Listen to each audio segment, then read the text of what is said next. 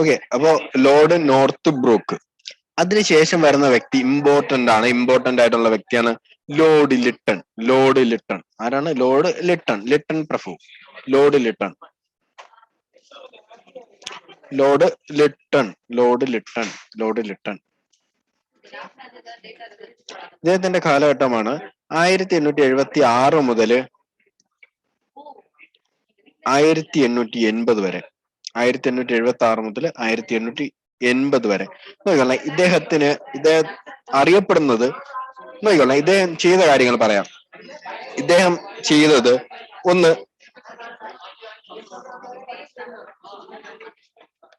Civil service exam ഉണ്ടല്ലോ, civil service exam എഴുതാനുള്ള minimum age 21 21 നിന്നും 19 മാറ്റി. He changed the minimum age for civil service exam from 21 to 19. 21 വയസ്സിൽ നിന്ന് 19 വയസ്സിലോട്ട് മാറ്റി. ഓക്കെ, ലോർഡ് ലിട്ടൺ ആരാണ്? ലോർഡ് ലിട്ടണ്. ഇദ്ദേഹത്തിന്റെ നോക്കിക്കൊള്ളേ, ഇനി ഞാൻ പറയാം ഇദ്ദേഹം അറിയപ്പെടുന്ന പേര്. ഇത് വളരെ ഇമ്പോർട്ടന്റ് ആണ്. വൈസ്രോയ് ഓഫ് റിവേഴ്സ് ക്യാരക്ടർ എന്നറിയപ്പെടുന്ന ആളാണ് ഇദ്ദേഹം. വൈസ്രോയ് ഓഫ് റിവേഴ്സ് ക്യാരക്ടർ എന്നറിയപ്പെടുന്ന വൈസ്രോയ് ആണ് ആര്? Lord Lytton, viceroy of reverse character. ഇദ്ദേഹം എഴുതുമായിരുന്നു കേട്ടോ. ഇദ്ദേഹം എഴുതാൻ നേരത്തെ ഇദ്ദേഹം സ്വീകരിച്ചിരുന്ന പെൻ നെയിമാണ് ഓവൻ മെറിഡത്ത്.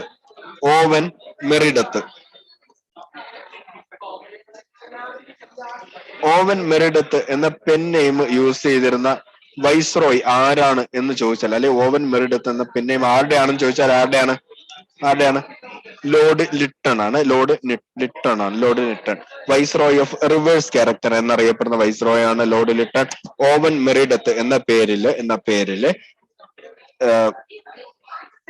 എഴുതിയിരുന്ന വർക്കുകൾ എഴുതിയിരുന്ന ആളാണ് ആര്?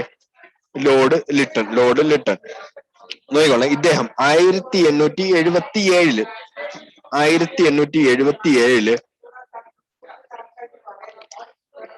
നോക്കിക്കോളെ, ഒരു ഗ്രാൻഡ് ദർബാർ, എവിടെയാണ്? ഡൽഹിയിലെ ഗ്രാൻഡ് ദർബാർ സംഘടിപ്പിച്ചു, ഓർഗനൈസ് ചെയ്തു.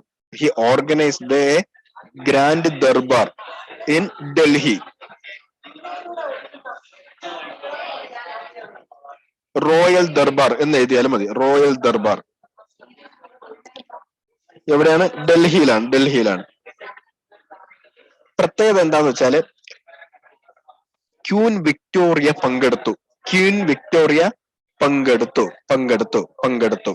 ഈ ദർബാറിൽ. ഓക്കെ, ഈ ക്യൂൻ വിക്ടോറിയക്ക് കൈസറി ഹിന്ദ് എന്ന ടൈറ്റിൽ കൊടുത്തു.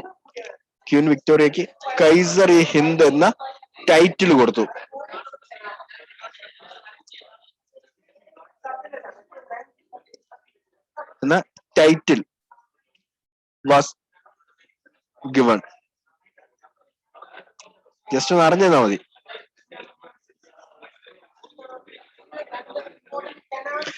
ഇതില് ആക്ച്വലി റോയൽ ദർബാർ പിന്നീടും കോൺസ്റ്റിറ്റ്യൂട്ട് ചെയ്യുന്നുണ്ട്.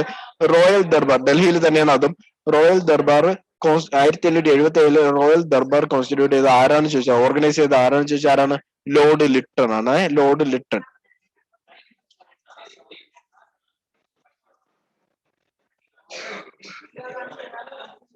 ഓക്കെ, റോയൽ ദർബാർ സംഘടിപ്പിച്ച ആരാണ്? ലോർഡ് ലിട്ടൺ ആണ്.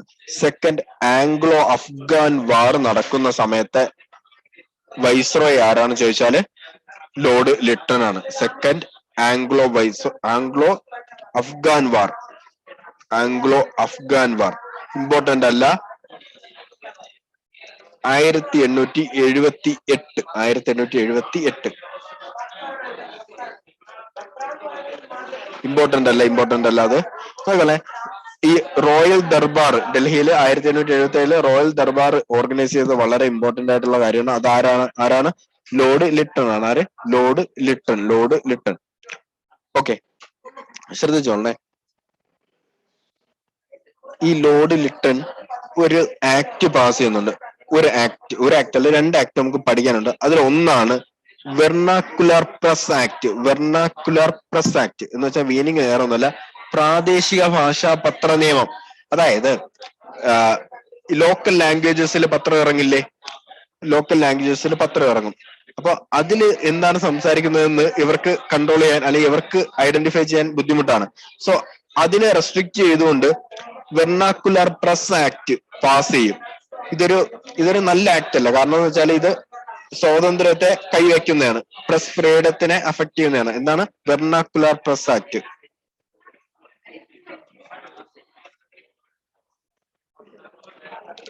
Press act, vernacular press act 1878 vernacular press act. അതുപോലെ തന്നെ നോക്കിക്കോളെ, ഇന്ത്യൻ ആംസ് ആക്ട് അല്ലെങ്കിൽ ആംസ് ആക്ട്, അതും 1878 ആംസ് ആക്ടും ആരുടെയാണ്? ലോർഡ് ലിട്ടന്റെ ആണ്. ആര്? ലോർഡ് ലിട്ടണുമായി ബന്ധപ്പെട്ടാണ്. ലോർഡ് ലിട്ടണുമായി ബന്ധപ്പെട്ടാണ്. ലോർഡ് ലിട്ടണുമായി ബന്ധപ്പെട്ടാണ്. ഇത്രയും കാര്യമാണ് ലോർഡ് ലിട്ടണുമായി ബന്ധപ്പെട്ട് ഇവിടെ പറയാനുള്ളത്.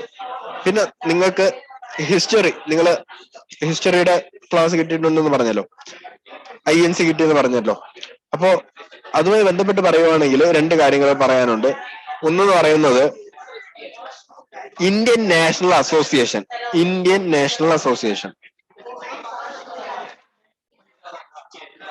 നമ്മുടെ INC ഫോം ചെയ്യുന്നതിനൊക്കെ മുമ്പായിട്ട് അല്ലെങ്കിൽ അതിനൊക്കെ തുടക്കമായിട്ട് വരുന്ന ഒന്ന് രണ്ട് അസോസിയേഷൻസ് അല്ലെങ്കിൽ ഓർഗനൈസേഷൻസ് ഉണ്ട് ഇന്ത്യയിലും ലണ്ടനിലൊക്കെ സ്ഥാപിക്കുന്ന.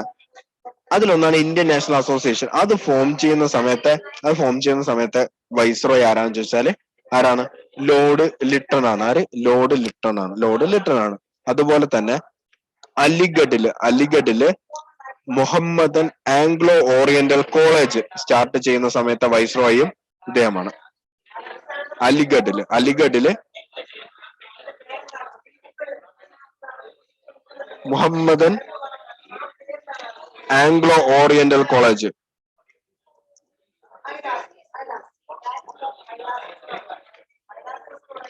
ഫോം ചെയ്യുന്ന സമയത്ത്, സ്റ്റാർട്ട് ചെയ്യുന്ന സമയത്തും വൈസ്രോയ് ആരാന്ന് ചോദിച്ചാൽ ആരാണ്?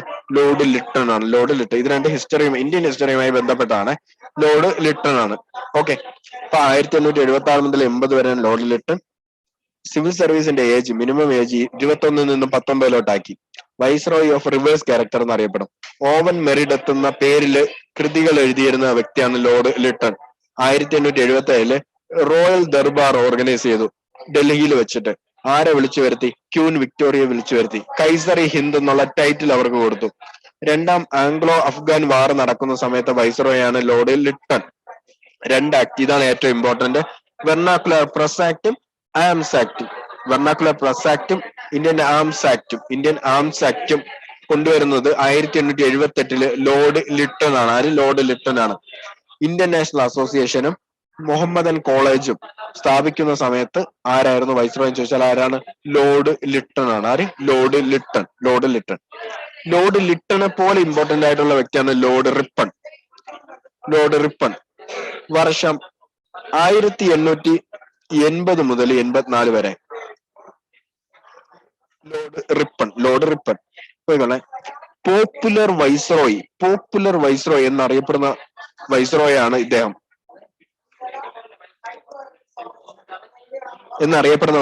ആര്? Lord Ripon. നോക്കിക്കോളെ, ഇദ്ദേഹം എന്ത് ചെയ്തു എന്നറിയോ? ഇദ്ദേഹം തിരിച്ച് 19 നിന്ന് 21 തിരിച്ച് ആക്കുന്നു. 19 നിന്നും 21 തിരിച്ചാക്കുന്നു. 21 തിരിച്ചാക്കുന്ന വൈസ്രോയ് ആണ് ആര്? Lord Ripon. നോക്കിക്കോളെ, ഇദ്ദേഹം അറിയപ്പെടുന്ന വേറൊരു പേരാണ് ഗ്ലാഡ്സ്റ്റോൺ ഏജന്റ് ഇൻ ഇന്ത്യ. ഇദ്ദേഹം അറിയപ്പെടുന്നത് he is also known as Gladstone agent in India എന്നറിയപ്പെടുന്നത് ആരെയാണ്? ലോർഡ് റിപ്പൺ ആണ്. ഇദ്ദേഹം കൊണ്ടുവന്ന ഒരു വളരെ ഇമ്പോർട്ടന്റ് ആയിട്ടുള്ള ആക്ട് ആണ് ഈ ഇന്ത്യയിലെ ആദ്യത്തെ ഫസ്റ്റ് ഫാക്ടറി ആക്ട്, ഇന്ത്യയിലെ ആദ്യത്തെ factory act, first factory act എന്തിനാണ് കൊണ്ടുവന്നതെന്ന് ചോദിച്ചാൽ ചൈൽഡ് ലേബർ ഉണ്ടായിരുന്നു. ചൈൽഡ് ലേബർ നിർത്തലാക്കാനല്ല, അവരുടെ വെൽഫെയറിന് വേണ്ടിയിട്ടാണ് ഈ ആക്ട് കൊണ്ടുവരുന്നത്. ഫസ്റ്റ് ഫാക്ടറി ആക്ട് പാസ് ചെയ്യുന്നത് 1881 ലോർഡ് റിപ്പൺ ആണ്. ഇന്ത്യയില് റെഗുലർ സെൻസസ്, ഇന്ത്യയിലെ 10 വർഷം കൂടുമ്പോഴുള്ള സെൻസസ് ഇല്ലേ, decade, first decade and regular census, decade and regular census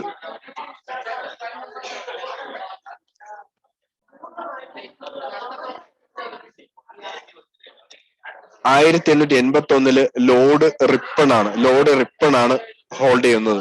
ഇന്ത്യയിലെ റെഗുലർ സെൻസസ് 10 വർഷം കൂടുമ്പോഴുള്ള റെഗുലർ. ഫസ്റ്റ് സെൻസസ് ആരാണ്? മേയോ ആണ്. എന്നാൽ റെഗുലർ സെൻസസ് ആരാണ്? റെഗുലർ റിപ്പൺ ആണ്. വെർണാക്കുലർ പ്രസ് ആക്ട് റിപ്പീൽ ചെയ്തു, എടുത്ത് കളഞ്ഞു. ഇതൊക്കെ കൊണ്ടാണ് പോപ്പുലർ ആയത്. വെർണാക്കുലർ പ്രസ് ആക്ട് എടുത്തു കളഞ്ഞ വൈസ്രോയി ആണ് ആര്? Lord Ripon. കൊണ്ടുവന്നത് ലിട്ടൺ, എടുത്തു കളഞ്ഞത് റിപ്പൺ. നോയിക്കോണേ, ഇന്ത്യയില് ലോക്കൽ സെൽഫ് ഗവൺമെന്റ് ഫൗണ്ട് ചെയ്യുന്നത് ഇദ്ദേഹമാണ്. ഇന്ത്യയിൽ he founded local self government, തദ്ദേശ സ്വയംഭരണ സ്ഥാപനങ്ങൾ, panchayat, municipality, corporation.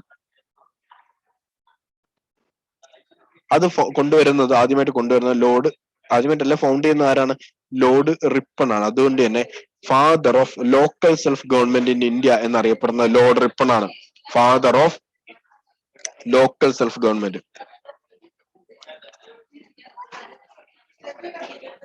In India എന്നറിയപ്പെടുന്ന ആരാണ്? ലോർഡ് റിപ്പൺ ആണ്. Lord Ripon. ഇത് നല്ല കാര്യമാണ് എല്ലാം. അപ്പൊ നോക്കിക്കൊള്ളാം, father of local self government എന്നറിയപ്പെടുന്ന ആരാണ്? ലോർഡ് റിപ്പൺ ആണ്. ഇദ്ദേഹം കൊണ്ടുവരുന്ന ഒരു കമ്മീഷൻ ഉണ്ട്. എഡ്യൂക്കേഷൻ കമ്മീഷൻ ആണ്. ഇദ്ദേഹം കൊണ്ടുവരുന്ന എഡ്യൂക്കേഷൻ കമ്മീഷൻ ആണ് ഹണ്ടർ കമ്മീഷൻ. പിന്നീട് 1919 അമൃത്സറിലെ ജാലിയൻ വാലാബാഗിനെ കുറിച്ച് പഠനം നടത്താൻ വരുന്ന കമ്മീഷന്റെ പേര് വേറൊരു ഹണ്ടർ കമ്മീഷൻ ആണ്. ഇത് എഡ്യൂക്കേഷൻ കമ്മീഷൻ ആണ്.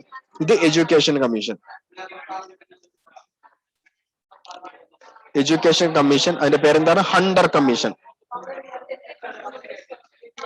വർഷം 1882 ആരാണ് കൊണ്ടുവരുന്നത്? ലോർഡ് റിപ്പൺ ആണ്. ലോർഡ് റിപ്പൺ ആണ് Hunter commission.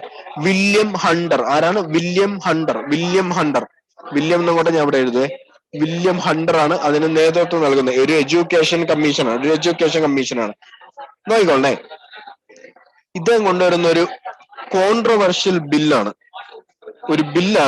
Ilbert bill.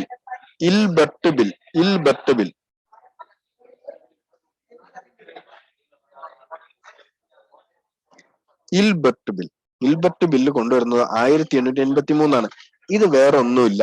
Indian മജിസ്ട്രേറ്റ്സിന് യൂറോപ്യൻസിനെയും കൂടി അവരുടെ കീഴിൽ കൊണ്ടുവരാം. അതായത് ഇന്ത്യൻ മജിസ്ട്രേറ്റ്സിന് യൂറോപ്യൻസിനെ അതായത് ബ്രിട്ടീഷുകാരെന്ന് വിചാരിച്ചു. ബ്രിട്ടീഷുകാരെ ശിക്ഷിക്കാൻ കഴിയില്ലായിരുന്നു. എന്നാൽ അവർക്കെതിരെ ശിക്ഷാ നടപടികൾ എടുക്കാൻ കഴിയില്ലായിരുന്നു, അല്ലെങ്കിൽ അവരുടെ വിചാരണ ചെയ്യാൻ പറ്റില്ലായിരുന്നു. എന്നാൽ ഇൽബർട്ട് ബില്ല് പ്രകാരം അവരെ കൂടി ഇവരുടെ ജൂറിസ്ട്രിക്ഷനകത്ത് കൊണ്ടുവന്നു. അവരെ കൂടി, യൂറോപ്യൻസിനെ കൂടി ഇന്ത്യൻ മജിസ്ട്രേറ്റ്സിന്റെ ജൂറിസ്ട്രിക്ഷനകത്ത് കൊണ്ടുവന്ന ബില്ലാണ് ഈ ഇൽബർട്ട് ബില്ല് കൊണ്ടുവന്ന വൈസ്രോയി ആരാണ്? ലോർഡ് റിപ്പൺ ആണ്. അതിന്റെ പേരിൽ ഇദ്ദേഹത്തിന് റിസൈൻ ചെയ്യേണ്ടി വന്നു, രാജിവെച്ച് പോവേണ്ടി വന്നു. Viceroy who resigned.